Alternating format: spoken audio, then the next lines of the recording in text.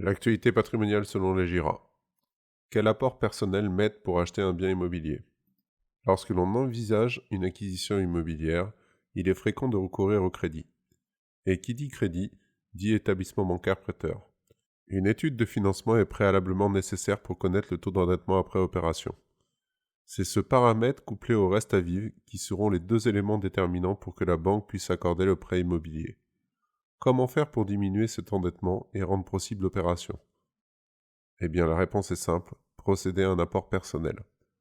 Cela peut être une nécessité, mais aussi un choix de la part de l'investisseur pour alléger son effort d'épargne. Alors, quel apport mettre pour acheter un bien immobilier? La réponse peut être bien différente que l'on soit dans le cas d'un investissement locatif ou alors dans l'acquisition de votre résidence principale. Mais qu'est-ce que l'apport personnel?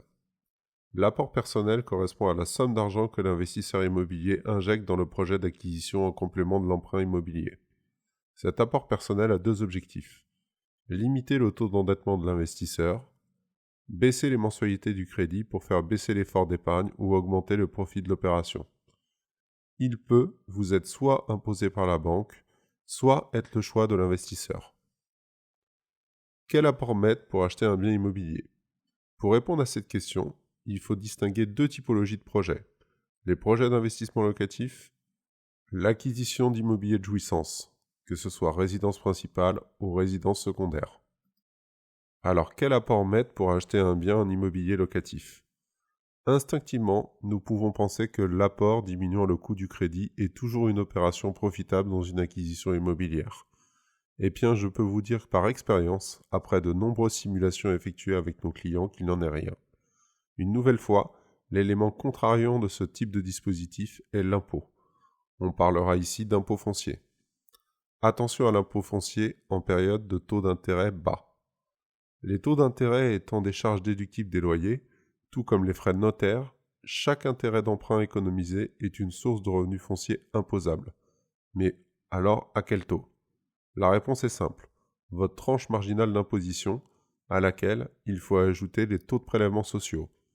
Cela peut aller de 17,2% à un maximum de 62,2% de taxation. Plus vous êtes imposable, et moins l'apport vous sera favorable. Vous cherchez sûrement une banque vous permettant alors de vous faire un projet sans apport.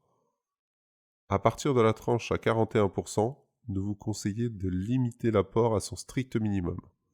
Concernant la tranche à 30%, des simulations financières s'imposent. En deçà, vous pouvez utiliser l'apport personnel sans souci pour diminuer votre effort d'épargne. Vous aurez la possibilité de modifier votre plan de financement en choisissant une autre typologie de bien immobilier moins onéreux. Et côté de l'acquisition de la résidence principale à crédit. En termes d'accession à la propriété, votre objectif est complètement différent. Obtenir un prêt pour finaliser votre acquisition. Votre recherche de logement devra vous amener vers un bien suffisamment grand pour y héberger votre foyer en respectant le maximum de vos critères, que ce soit immobilier neuf ou ancien, maison ou appartement, en ville ou au calme. Notre conseil pour réussir votre projet d'accession, faites appel à un courtier en crédit pour calculer l'enveloppe.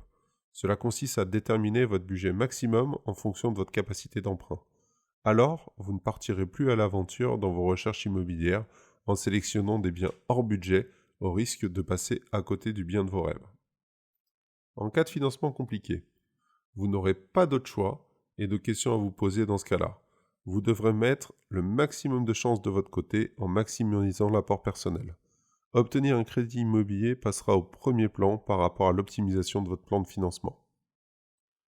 Si vous souhaitez optimiser votre acquisition selon votre situation personnelle, meilleure est votre capacité de remboursement et plus vous aurez de latitude pour négocier des conditions d'acquisition avantageuses.